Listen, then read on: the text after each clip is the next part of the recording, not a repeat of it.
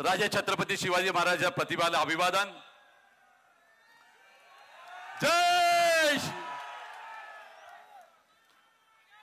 ह्या संपूर्ण महाराष्ट्रामध्ये ज्या व्यक्तिमत्वानं आपल्या कर्तृत्वानं संतांची वाणी कृतीत उतरवली, आई वडिलांच्या असलेल्या संस्काराचं संपूर्ण महाराष्ट्राला स्वतःच्या कर्तृत्वानं दर्शन करून दिलं, ते सन्मान्य राज्याचे माजी मुख्यमंत्री शिवसेने प्रमुख, ज्यांना आपण ख्यातीने म्हणू शकतो बोले त्याचा चाले त्याचे वंदीने पावले असलेल्या व्यक्तिमत्वाचा आपण सगळ्यांनी टाळ्या वाजवून स्वागत करा या ठिकाणी आपल्या सगळ्यांना विनंती करतो। बंधूंनो, मंचकार बसलेले विरोधकाच्या मनामध्ये नेहमी धडधड करून पोहोचवणारे सन्मान्य खासदार संजय राऊत साहेब, आपल्या सगळ्यांनी 3 महिने अगोदर हे रामटेक लोकसभेमध्ये उद्धव साहेबांच्या आशीर्वादानं आपल्या सगळ्याच्या सहकार्यानं आपण जे निवडून दिलेले खासदार श्यामकुमार बर्वेजी, मंचकार बसलेले आता ज्यांनी नुकतं याला आपलं वक्तव्य केलं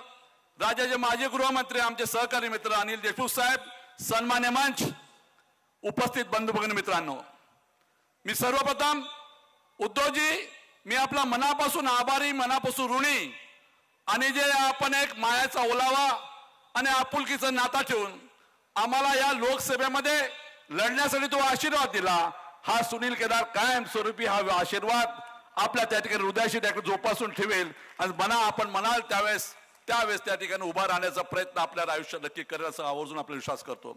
बंधूंनो, उद्धवजीचं भाषण आपल्याला ऐकायचं आहे।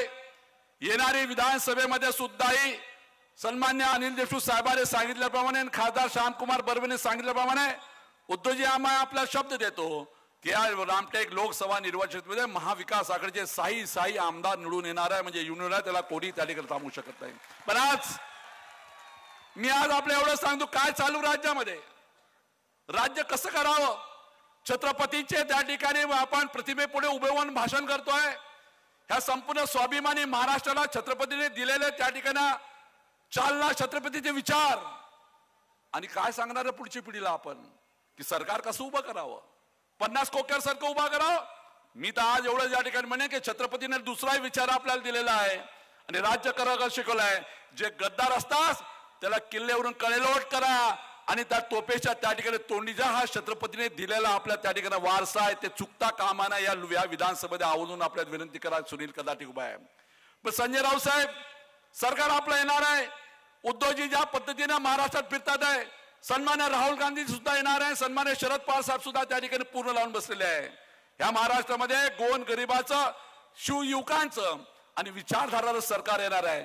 पण हे सरकार आल्यानंतर एक मात्र गोष्ट आपल्याला संजय राऊत साहेब आपल्याला करून घ्यायची आहे, ती म्हणजे ह्या सरकारमध्ये काय अधिकारी वर्ग जे आहे, ह्या अधिकारी वर्गाला आपल्याला बीजेपीचा युनिफॉर्म बोलावा लागला। त्या ठिकाणी काय IAS कलेक्टर, काय IPS कमिशनर, ह्या लोकांना सांगावं लागेल त्या ठिकाणी की या पद्धतीने तुम्ही वागले, सत्तेच्या त्या ठिकाणी भारतीय जनता पार्टीच्या भरोशावर तुम्ही सामान्य माणसाला छळण्याचं काम केलेलं आहे। आमचं सरकार 2 महिन्यात देणारा हिशोब आजपासून लिहून ठेवू सुरू करा, तुम्हाला सांगू त्या ठिकाणी। आणि मी तर ठरवून टाकलंय त्या ठिकाणी उद्धव साहेब, एकदा तरी हे जे IAS आणि IPS यांची गरमी आहे, ही गरमी आपल्याला त्या ठिकाणी त्यांना बीजेपीच्या त्या ठिकाणी ड्रेस घालायला लावू आणि सल्यूट मारायला लावू, तरच त्या ठिकाणी आपण या महाराष्ट्रात त्या ठिकाणी असलं छत्रपती शिवाजी महाराजाचे महाराष्ट्रात आपण त्या ठिकाणी माळवी असं म्हटलं जेवणार नाही। शेतकऱ्याचा छळ, युवकांचा छळ, महिलांवर त्या ठिकाणी अत्याचार आणि वेटेल तशी बॉम्बाशी त्या ठिकाणी मी समानापासून सांगतो उद्धवजी, आमच्याकडे सुद्धा एक रणरागिणी आहे। त्या रणरागिणी ज्या उभी झाली आपल्या सगळ्यांना माहिती आहे, आपल्या आशीर्वादाने आम्ही त्यांनाच तिकीट दिलं होतं, पण त्यांनी त्या रणरागिणीचं त्या ठिकाणी आयुष्याचं त्या ठिकाणी नुकसान केलं।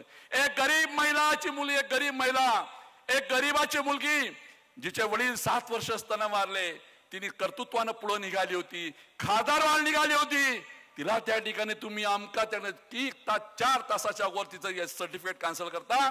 आणि काल परवाच्या दिवशी हायकोर्टाने सांगितलं की तुम्ही जे काही केलं ते सोबत चुकीचं आहे, तिचं सर्टिफिकेट तिला वापस मिळून दिला। त्या रणरागिणी सुद्धा आपण त्या ठिकाणी सौभाग्यवती रश्मिताई बर्वेचं स्वागत करा पण टाळून केलं। बंधूंना तिने एकच सांगितलं उद्धवजी की मला आज आनंद आहे न्यायपालिकेकडनं की माझी जी जात हरवली होती, माझी जी जात हरवली होती ती जात मला न्यायालयाने वापस मिळवून दिली. बंधूंनो, आज ती सांगते. मी या भारतीय जनता पार्टीच्या लोकांना विचारतो, सगळ्याला आपल्याला, की आपण त्या महिलेचं, त्या कर्तबगार महिलेचं आयुष्याचं त्या ठिकाणी पार्लमेंट जाणार ते तुम्ही बदलवून देणार आहे का? आणि सुमना तुम्ही भरून देत नसाल तर ह्या राज्यामध्ये तुम्ही, छत्रपतीच्या राज्यामध्ये तुम्हाला त्या ठिकाणी राज्य करण्याचा अधिकार नाही. कारण छत्रपतीने महिलांचा सन्मान करणं तुम्हाला आम्हाला शिकवलेलं आहे, हे विसरता कामाच्या की नाही. आणि मला पूर्ण विश्वास आहे की येणाऱ्या निवडणुकीमध्ये तुम्ही आणि आम्ही सगळे मिळून जीवाचं रान करू. त्या ठिकाणी घाबरण्याचं नाव आहेच नाही. घाबर आपण आज्यात कधी आयुष्यात त्या ठिकाणी शिकलो नाही घाबरणं. पण ह्यावेळेस असा काय रन करा त्या ठिकाणी की रन पाहायला सुद्धा त्या ठिकाणी ह्या देशातले लोक आले पाहिजे.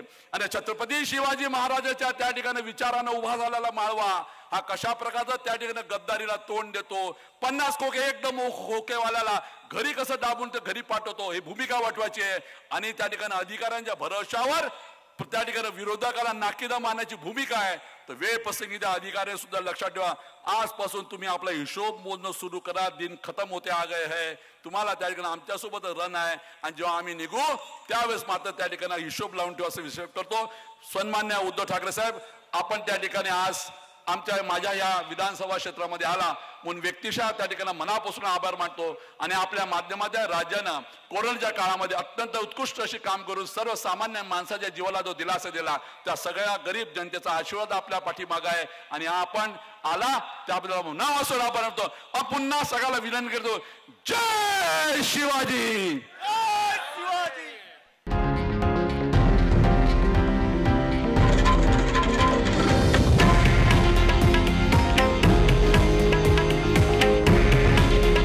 हे आहे देशातील नंबर 1 न्यूज नेटवर्क आणि आपण पाहत आहात TV9 मराठी. काळजी तुमची, हित महाराष्ट्राचं.